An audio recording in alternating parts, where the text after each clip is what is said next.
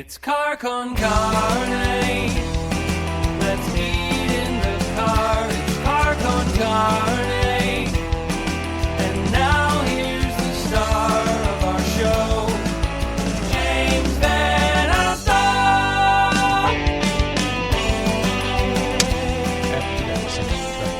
I'm not trying to be Hollywood. Does it work? It works. Oh, okay. It works. Cool. Very cool. And look at this. It is Thanksgiving week. Back in the car for Car Con Carne. Sitting to my right, he's everybody's pal. He is Sal Abbinanti. He is a comic book creator, a graphic novelist, if you will. Wow, that sounds impressive. Well, you are impressive, Sal Well, Abbinanti. thank you. A returning guest on the show. And to mark the return to the car, and I'm going to try to do this weekly from now on, I figured this was a great spot to do it. Johnnie's Beef. It's a favorite of Car Con Carne. It's a favorite of the Northwest Side. Yeah. This is Italian beef and sausage. And the prices at Johnnie's, I don't know if you paid attention, they seem like they're stuck in 1975. Like they haven't raised the prices here since then. Well, they got it down to it. They're like the little knob on the toaster. They got it down to where it's bread, it's beef, and they just cut right to the chase. Yeah, they literally offer beef, sausage, That's it. fries, a pepper and egg sandwich, I think, on Fridays. Yes. And Italian ice. Right. That's it. Yep. That's all you're getting. You can't go in and ask for, hey, gluten-free or, any kind of anything out of the ordinary. If it's not up on the board, you're not getting it. And this place, I'm sure they've long since paid this place off. It's just they're printing money here. Yeah, at this point. Yeah. So we're going to bust out some food just for some context. Atomika, God is Red Omnibus, is currently crowdfunding on Kickstarter. I realized before coming here tonight, Sal Abbinanti, comic creator, graphic novelist, there's really no need for you to even do this interview. You've already hit your goal. No, there is.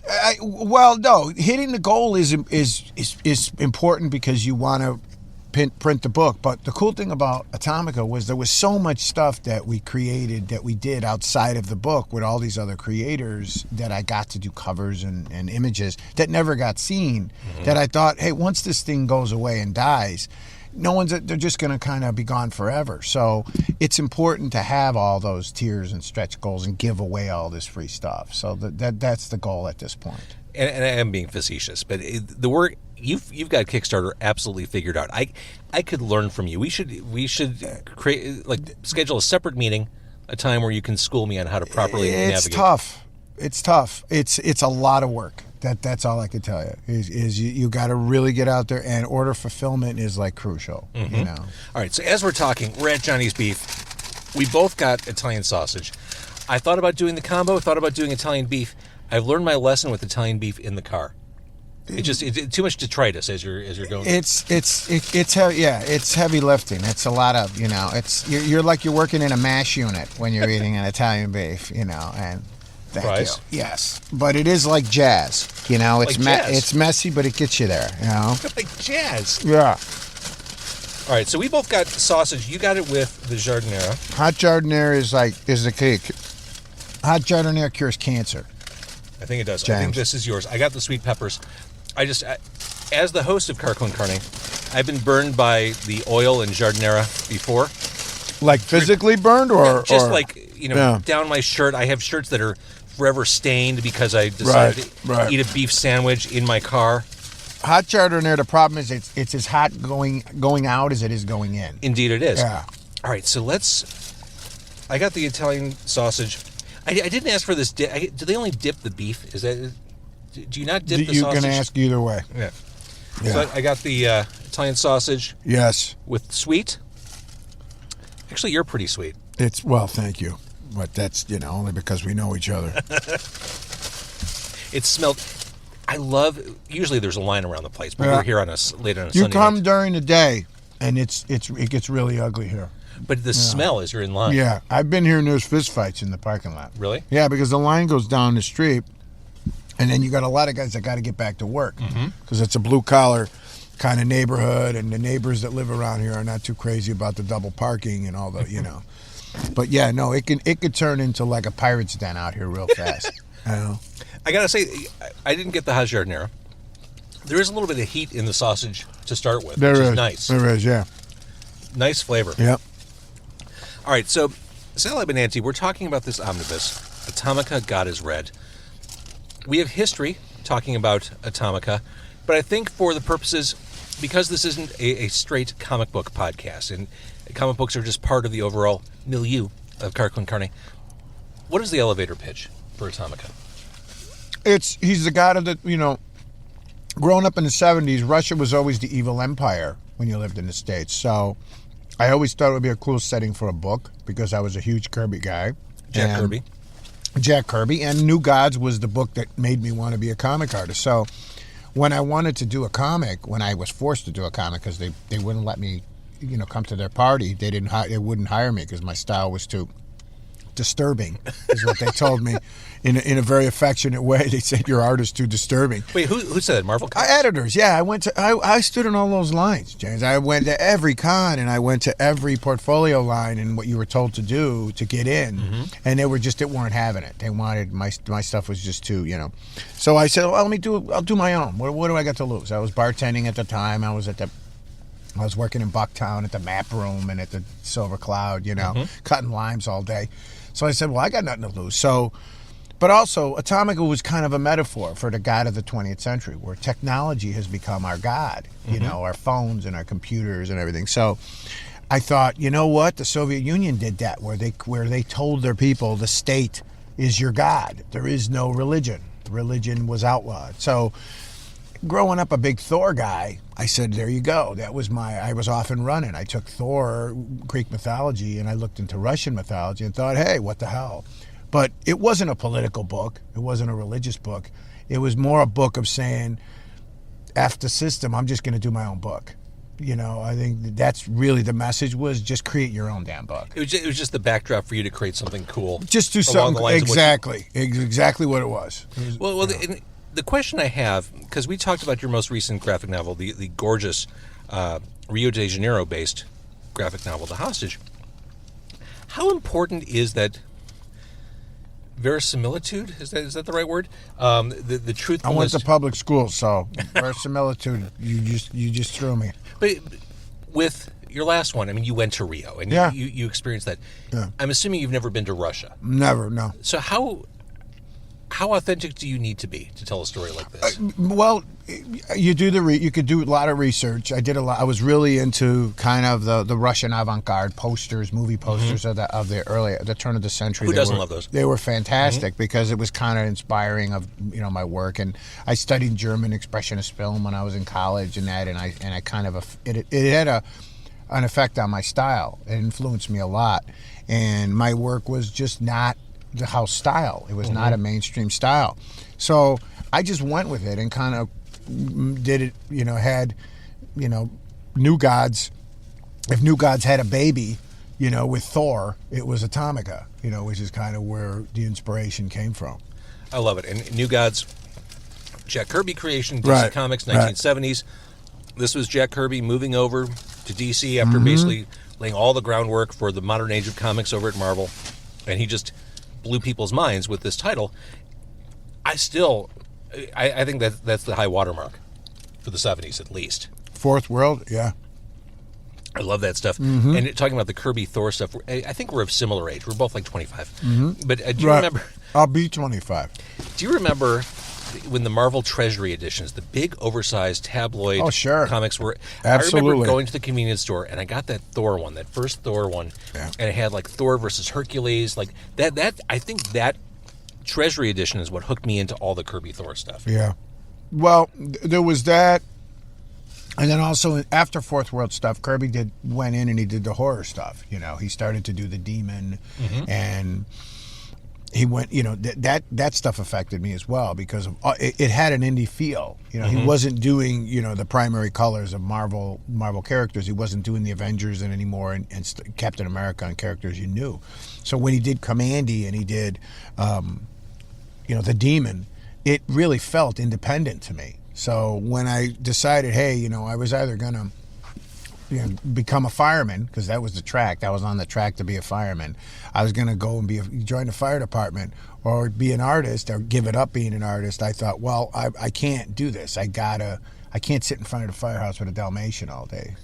Although that sounds lovely. Well, it does, but I wanted to be an artist, so I thought, well, look, if they're not going to hire me, then let me just try to put this damn thing out and see what happens. And, you know, you have no delusions that you're going to set the world on fire, but at least you feel like you're a working artist. And as a creator, you have to create. It's hard to explain to people who don't have that inclination. It's like running off and joining the circus. You know, the circus doesn't need you, man. You know, you need the circus. you know, I mean, David Mamet said that writers write because, like they say, a beaver, he chews wood because his teeth itch. He doesn't really have a choice. He has to, you know, like cut down, you know, trees. That's how it is when you're an artist. Your teeth itch. You're like a beaver. You're like a beaver. Sal Abbinanti is like a beaver. That's right. And there's the headline for this week's episode. That's it. All right. By the way, the guinea beaver. You know, as you've been explaining the birth of Atomika, I've just been quietly dropping peppers down my sweatshirt. That's hey, you know, and me and for full, you know, on full display for all to enjoy, to screen capture. I got a lap full of jardiniere as well, but hey, you know, it's baptism by fire. You know? It's funny, you mentioned something before we sat down in the car. I'd forgotten. We first talked about Atomika, God is Red. Like, this is the Omnibus. Now, the Omnibus, there's a long history in comics of compiling full runs of titles into an Omnibus collection. A big, oversized, oh my God, you can't read it in bed because if it falls, it'll smash your nose. That's right. That's right. But back when Atomika was a new concept, or you were putting out the trades, we talked about it when I was on Q101. That's right. You had me down at the studio. It was awesome. Yeah. So that was like 2006? Yeah, I want to say 6, 7. It was right in there. Yeah, it was my Larry King moment. You know, right. I was in the studio. Was I Larry King? Yeah, you were more like a Charlie Rose type, you know, of interview. But yeah, I was kind of. It was cool. You had me down to the studio. It was really, you know. I have a history. I'm not in radio anymore, but I have a history of sneaking comic book creators on the air, dating back, and I think you probably helped me with this. Dating back to the 90s, I did the local music show, Local 101, on Q101, and it was for local artists, and so I used that broad local artist show description as an excuse to have Alex Ross come on the air. Right. Did you help with that? You must have. He's familiar with you too, but I might have just put you two together. But yeah, but he knew your work and he knew who you were. I've always enjoyed being able to kind of like do that kind of under the radar stuff. Yeah. Like, okay, we're not going to. He did it in the car, dude, didn't he? Or yeah, he did. He did both. On Easter Sunday. Yeah. It was before the museum exhibit. We talked about all these different restaurants, and they were all closed on Easter, so we went to a Starbucks. Okay. Because that'll work. That's the only thing open on big holidays. That's right. I forgot you guys did that on Easter. Yeah. So we talked about Atomika 15 years ago. Yeah. Which is crazy. And now here we are sitting in my car eating beef sandwiches, which actually, that's a happy ending as far as I'm concerned. It really is. I mean, you know, when you add jardiniere, what more can you ask for? And Sal, you've always struck me as authentic Chicago, all the way down to the fact that you say jardiniere. Yeah. Because my journalistic instincts kick in, and I always want to say jardiniera. But here in Chicago, it's jardiniere. It's not French. The way you say it sounds real expensive. you could like add a few dollars to the price the way you pronounce it. But when you say jardiniere, it's literally made by my grandma used to make it in the basement with an old mason jar. You know. How's yours? You've got the spicy stuff. This is delicious. Really good. Oh, Johnnie's is not here by accident. No. There's a lot of beef joints. I mean, now anybody with with an electrical socket now opens up a restaurant. But Johnnie's has been here for a long time for a reason. Mm-hmm. You know, they get it done. All right, so tell me about the Omnibus. What is in this? What is currently crowdfunding? Actually, let me backtrack. What's the deadline for Kickstarter? We got another week. We're going another week. We wanted to. It's kind of a funky time of year because of Black Friday, and this next coming week is Thanksgiving. But I really wanted to get it out before the end of the year because I wanted to deliver it, by the late spring, early summer. And with the COVID, delays with printing and materials, I just thought, I really want to get this thing delivered and not go into the summer with it. So When I did it originally, I liked it old school. I did individual issues. I like to do 12 individual issues. But I never really had a chance to put it all together where people had a chance to read it all in one, because people love trades. And absolute editions in those days cost a fortune. So to put it out as an absolute edition would have cost me like, a car. So I thought, you know what? I don't know if enough people want it to where I was going to jump into an absolute edition. So when I did the hostage, I thought, wow, this is a great way for indie creators to kind of pivot and be able to meet the market directly, where you can look at it. Kickstarter's cool because it's like a Foghat concert at the Aragon. If you suck, they'll start throwing shit at you. And that's how it is with Kickstarter, where you get your comments. They'll let you know if it's too expensive or it sucks or it's this.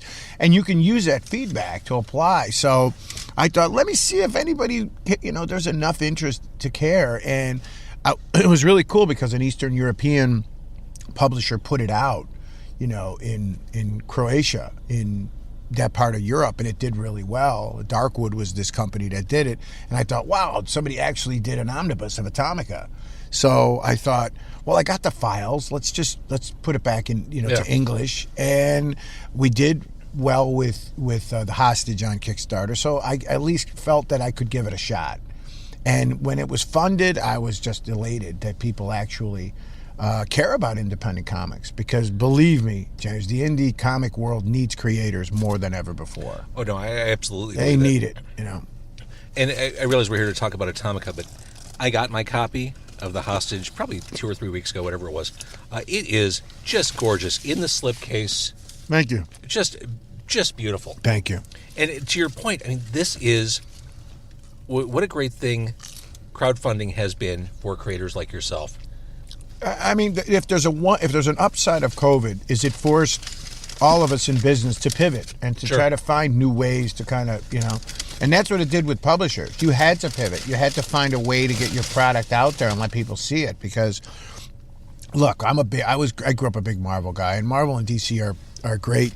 They put out great books and they got tremendous creators, but they're not going to promote new young talent or guys trying to get into business or independent stuff. So as an indie creator, you better get out there and kick the bushes. If you're a band, you're an artist, you're a writer, you got to get out there and do it, man. You mentioned Alex Ross, who you work with. You also work with Bill Sienkiewicz. You work with some pretty badass creators. Could crowdfunding work for them? Is this the wave of the future for everybody? Could you see Alex Ross doing something? I think if you want to put it out yourself, see, Kickstarter, I think in its inception started as a way to raise money. But it's more than that now. I really think it's much more. You look at companies like Boom, and you see like Dark Horse, or you see Top Cow. You see big publishers doing Kickstarter now. It's clearly not about the money. It's another way to market and to get your product under people's noses. Because you see Boom, they're doing a book with Keanu Reeves. Keanu Reeves clearly doesn't need Kickstarter, but if they can, you create a video, you can show a sample of the book, you can give, you give your fan base and your supporters tiers of free stuff. That's ideal if you're an indie creator, is to be able to reach your fan base and your supporters one-to-one, and also get feedback of like, hey man, I like this, but I don't like that. It's too expensive, or why don't you offer it? I offer it, you can get it as a digital PDF, sure, of course, as well, which gets you the international market. So I just think it's a more efficient, really effective way to kind of get your stuff right to the consumer without going through a publisher. Because when I did Atomika originally, you went through Diamond. You put an ad in Diamond, in the magazine, in the preview catalog, and you sat back and you waited for your orders. And you were like helpless. You were literally sitting there waiting. Now you can get out there. You can bang the drum. You can do social media. You can put out a newsletter. You can talk to them directly with a video. That is way more effective than the old way, which is, putting an ad up at the, Well, and you said it, that ability to touch the consumer, to make them feel like they have a stake in things. How wonderful is that? It's indie comic fans. That's who they are. They'll back you. But I used to have that experience when you did a con. You went to Artist Alley, and you could sit in Artist Alley and talk to them one-on-one and do a sketch for them and let them look at it and flip through it. And they'll let you know if they like it or it's not for them, That's kind of like what Kickstarter is. They can kick the tires more on the product than they can. And James, don't kid yourself. A lot of comic stores just have no interest in indie titles. Right. They figure, hey, if this doesn't sell, I got to eat it. But at least with Kickstarter and some of these funding, sites, you have the ability to at least show it to the guy, show it to the consumer and go, say, here it is. You like it, you don't like it, I can live with it. But the ad, a one-page ad, now you're relying on comic stores, and some comic stores refuse to buy indie titles. And I understand that, but at least with this, you feel like I got more of a shake. For sure, and a lot of those stores are just trying to figure out how to keep the lights on for another 6 months. Absolutely, because if they don't sell it, they got to eat it. If the book doesn't sell, then they're stuck with it. So I absolutely understand that. You mentioned earlier you couldn't get arrested. The big comic book editors, they didn't like your stuff.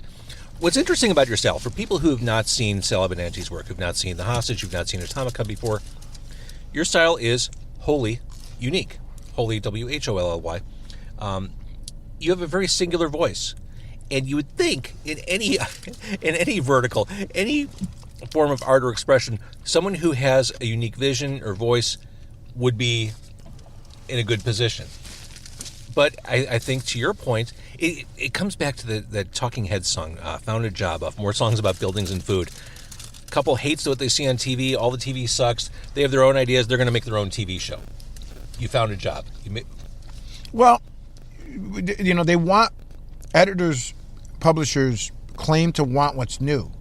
But yet, when you show them something new or different or not like what they're used to, it scares them. And they're like, no. Their first impulse is they back off. It's like, I don't want to fight Apollo Creed.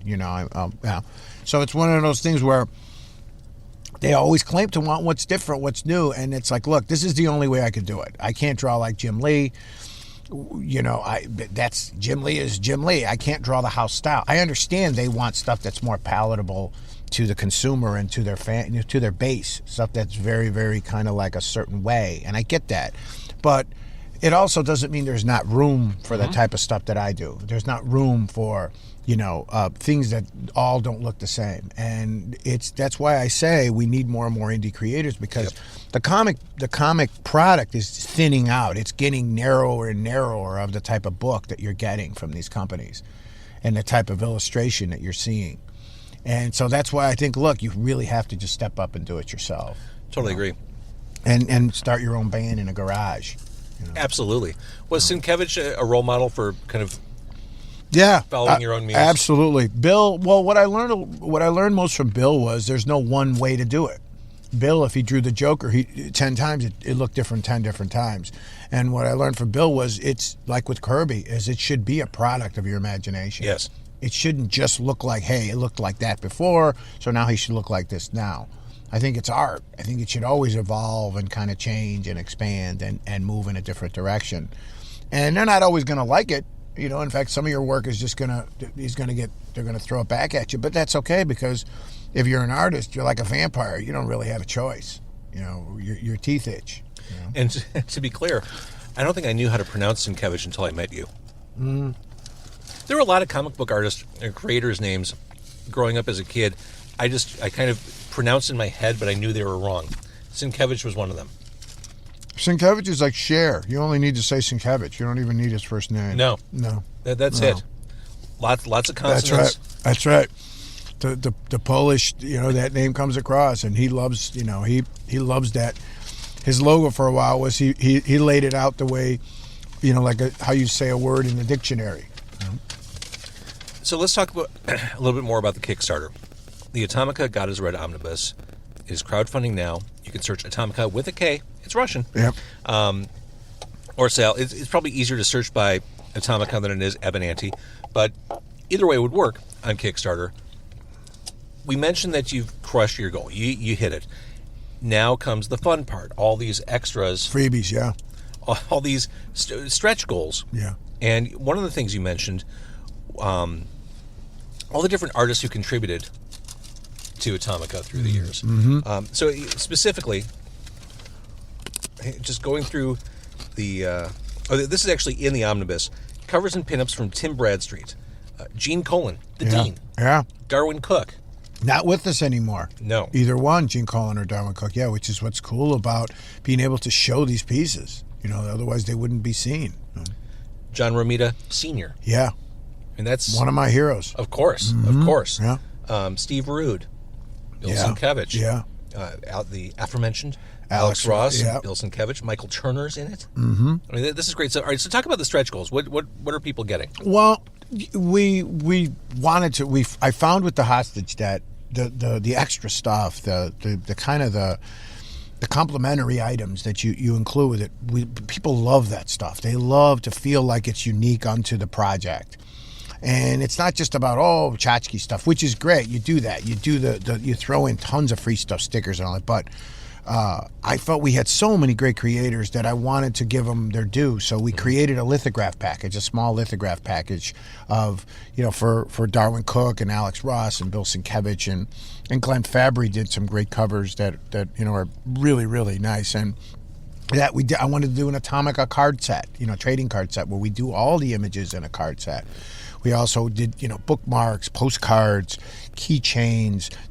Most of this stuff is all throw-ins we're given, but it's like it kind of just helps add to the texture of the project, just to say, look, it's not just a singular, it's not just singular to the vision of what I did. I wanted other creators to give me their version of Atomika. I love that. And for you to see that. So it had kind of a history. It felt, So I had, Simon Bisley did a great piece for me. Like you said, Tim Bradstreet, Alex, Eric Powell, Ernie Chan, Tony DeZuniga, Alex Nino, the great artists in the Philippines. These are like Marvel 70s guys. 100%. That's cool. I love that stuff. I mean, Alex Nino had a tremendous impact on my work because it reminded me a lot of what Bill did. So I just thought, what, I have to show all this stuff. Because otherwise, once this project is gone, you have to move on. I've moved on to my next projects, but I really felt if you knew Atomika or you didn't know it, you have to see what these guys have done. And the stuff you're talking about, as a creator, as someone navigating through Kickstarter and crowdfunding, all these extras, bookmarks, trading cards, as a creator, you have to chase down vendors for all that stuff. It's not like you just have the idea to do it. It's gotten, in fairness, it's gotten easier. There are more and more of those things that you can do now. Whereas before, if you wanted to do a card set, you'd have to do a minimum order of like 100,000. Now you can do 5,000 sets, 400 sets, whatever you want. It's the same, with any of that stuff. If you want to do bookmarks and things like that, it's cool to do them because you get to see them. Quality paper and that, cool images on it, and you don't have to do 100,000, a run of 100,000. You could do just, and I always like to overprint those things so that you can give extras and throw them in, and and say here, thank you, because always promote. You never take the supporters for granted, because getting people to buy into a new book or a book they're not familiar with is tough, because there's a lot of brand loyalty in comics. Like in any other project. Oh, for sure. When people go to a comic store, they know what they want. They want their Batman or their Wolverine or their Avengers. And to get them to go, I never heard of this book. But it's to give it a shot, you really I never take that stuff for granted. It's funny. We talked about when you came on Q101, talked about Atomika, 2006. You mentioned you're working on another project now. Mm-hmm. At the end of the day, it'll still always come back to Atomika, though, won't it? That's your calling card. For me, it will. Yeah, because it was the book that kind of got me to, get off the schneid, so to speak, and say, hey, if I'm going to do this, I better just get off my ass and do it. And you learn a lot when you put it out yourself. I mean, you learn more from doing it yourself than anything else, because what happens is that, you realize, hey, it's not as easy as it looks, one. Two, if you're going to criticize other people's books, you try putting your own book out and you'll see how it works. And three, 99% of it is just sweat. It all comes down to sweat. Whether you're a band or a writer or an actor, you gotta just basically get out there and get your ass kicked. There's no shortcut, for doing it, because you're gonna, it's not always. You're gonna get people that are gonna go, "What the hell is this?" And that's okay, because they're not all gonna love your stuff. So we've covered indie comics pretty well. As far as mainstream comics go, you work both sides of the business with the artists you represent. Am I an old man? I've completely hang on, don't answer yet. I've completely fallen off on comics, and it's not something I want to say out loud. I've had a really hard time following everything. Yeah. it can be daunting because when you go to a comic store, I mean, come on, when we were growing up, you could buy comics anywhere. You go to the grocery store, you got them at 7-Eleven. I used to go to the Jewel with my mother, Now comics in some ways are like porn. You got to go to a special store to get them. You got to go to a comic store. I don't know what you mean by that, but okay. Well, it's become like a select market where there's less places to get them than there used to be. And that's sad because, you used to be able to get comics anywhere. And I feel the same way. But to me, the cool thing I like about comics now is, to me, I'm driven by the art. If I pick up a book, I don't care who put it out. I don't care what it's about. If it's cool looking, I'll buy it. And that's the saddest thing about the success of some of these shows, especially like the way comics have become so, become such a shitstorm now with the movies and all that stuff, is that I wish it would trickle down into people buying comics. I wish if even 1% of the people that went to see the Avengers realized it came from a book, created by Stan and Jack, they would buy a damn book. Or the 200,000 people that go to San Diego, some of them would visit Artist Alley and, kind of give some patronage to small press people to help the business moving forward. Then it would be cool. But, I still think that, the comics medium is the small press indie medium is something that's, really unique to the American art scene, and I don't think it gets nearly enough love.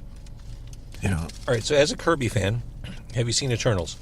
I haven't. I usually kind of wait till it calms down and all the critics kind of, pan out. I honestly, COVID's kept me out of the theaters. As much as I want to see Eternals, Ghostbusters, and so on, I've been like, I can wait a little bit. I just want to do this where I don't have to watch with a mask on. Right. Yeah, you lose a lot. I can't jump on a bag of Twizzlers with a mask on. It's tough. The big challenge for me, as curious as I am about Eternals, Spider-Man's the big test for me. Yeah. Yeah, no, in the trailer, my God, people went crazy when they released the trailer. They did really. Okay, everyone freaked out. Like, oh my God, it went nuts. I feel like we already knew everything about the trailer before it happened, though. Like, there was nothing surprising about it. Yeah, I think the whole idea that they're going to introduce all these new past characters or the multiverse or the alternate universe of Spider-Man is a really cool idea. Agreed.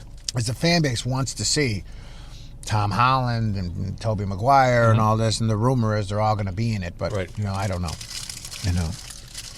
And usually when I go to the show, I got kids, so I have to. If it's not about a guy taking a pig shopping, I can't go see it. I've got good news for you. Those days end. Yeah. I love horror. Absolutely love horror movies. Right.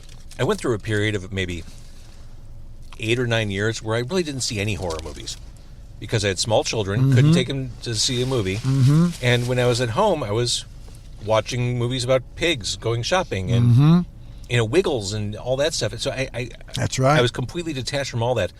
But that period ends, and now I'm like someone paroled from prison, like dating for the first time. Like I can't get to all this stuff fast enough. Your son's in college, right? Or yeah. High school? Wow. Yeah. Wow. I thought it was high school, but it's college. Wow.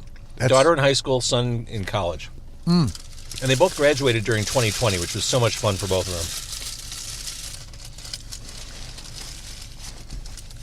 them. That's wild. It is. All right, so they're getting, my guy just started high school. So sorry. He's having to get up now, so that's the problem. Because he had a year and a half of COVID learning where he just laid in bed and looked at the iPad and, was like, Orson Welles, laying there with a cigar and a cigarette holder and an ascot. Yeah, and now he's got to get up and he's got to actually get dressed. Although, they don't really get dressed. They just kind of run out the door like, Do you buy your kids ascots at Target? Where do you go for those locally? I only get them the little jacket with the emblem on it, with their name, the Little Lord Fauntleroy collection at Sears. All right, so Atomika God is Red, the Omnibus collection, crowdfunding now. I can tell you, story-wise, art-wise, super cool, super creative, super interesting. Just from a collectability standpoint, based on what I saw with what you did with the hostage, this is something that you, listener, viewer, will want to have on your bookshelf. It's stunning, or coffee table, whatever is reinforced and can hold it. basically, because it's going to be a heavy. It's over 300 pages. Yes. It's a piece of work, and there's a whole additional chapter that this European publisher added to it, of all referencing all the characters in Russian mythology that are in the book, which was kind of, they took it above and beyond what I had even done. It was really ambitious. Are you done telling these stories? Will you come back to this universe? Well, the God is Red story arc was just meant to be 12 issues. Mm-hmm. I had planned an annual, which was called USSA, which showed how the Soviet Union defeated America, the United States in the 50s in the Cold War, kind of a what-if thing. And I don't know, at the time I didn't think there was any interest, or it was gonna, anybody would want it, it would sell. But sure, I'd love to come back to it. I don't know if right now, because the project I'm into now, I'm already like 30 pages into like a 150-page graphic novel, called Dago's on the Moon, which is another, Wait, for real? Yeah. No, Dago's on the Moon was something that I created about 15 years ago. It's about a squadron of Italian fighters, Air Force, that gets lost and winds up on the moon. That's going to be a tough one for interviewers to talk about. You know what? When I created it, it wasn't in the woke movement where you could say Dago's on the Moon, because I was, but if I changed it, I could change the title. But the working title was Dago's on the Moon. Growing up an Italian kid, I thought, hey, People of Italian descent on the moon. Brothers on the Moon, I was going to go with maybe Fratello Sulla or La Luna would be Brothers on the Moon, which is what they refer to. But growing up as a kid, the Italian army, especially in World War II, was always made fun of when you grow up in Chicago as a culture. They made fun of them. So I always thought this is kind of a love letter to the Italian. It's not, it's not meant to be. And with my style, come on, I can't draw a little Lotta. It's going to look a little, disturbing. But no, it's really cool. They wind up on the moon, and then it turns into kind of a Flash Gordon adventure from there. So there's the elevator pitch right there. It's very cool. It's turning out really cool. And again, I don't know if I can even do it with that title, but it just, to me, Dago's, as an Italian guy, it was never a derogatory term. You never were offended by it. There were terms you got offended by, but Dago's was never one of them. Maybe as an Italian American, you could say that. As someone who's not, I feel like there's no way I could ever say that out loud. I don't feel like I ever was allowed to do that. I don't. Yeah, I think if we're friends, no one cares, But I thought, look, it's a working title. If it offends people and it's not going to work, then I could easily, pivot and change it to something else, I mean, I don't want to be the voice of negativity. It could be worse. It wasn't Dago's on Uranus. It was Dago's on the Moon. So it was. Actually, Dago's on Uranus was my first adult feature back when I was fresh out of college. That's right, Marilyn Chambers, and Nikki Knockers, I think was in that. But Nikki Knockers. Don't ask me how I know. All right, Sal Abbinanti. So, all right, when Dago's on the Moon becomes reality, we got to go out for hot dogs or something. Next year, I'll take you out for we'll go jump on some pasta. Ooh. Oh yeah, you got to we got to theme that out. You got to theme it out, right? Get some squares and some red sauce going. Yep. As long as it's got the pig fat. The most important thing about red sauce is it has to have the pig fat in it, or I don't think I knew that. That's all it tastes. The way to tell is if it's got those little orange droplets of oil that coagulate on the top, that's pig fat. And that's legit. That's where all the taste comes from. Oh, I love that. Yes. All right. He is Sal Abbinanti. Atomika, God is Red Omnibus. Crowdfunding now. Get your copy. Reserve it. Get all that cool shit we were talking about. The bookmarks, the carts, everything. Get those extras. Contribute. Support independent art. Support an independent creator. And let's keep that movement going forward in a big way. Sal, thank you. Thank you. Awesome beef, too. Thank you, Johnnie's. Oh, my God. Yeah. Thank you, Johnnie's. And thank you for watching. Thank you for listening.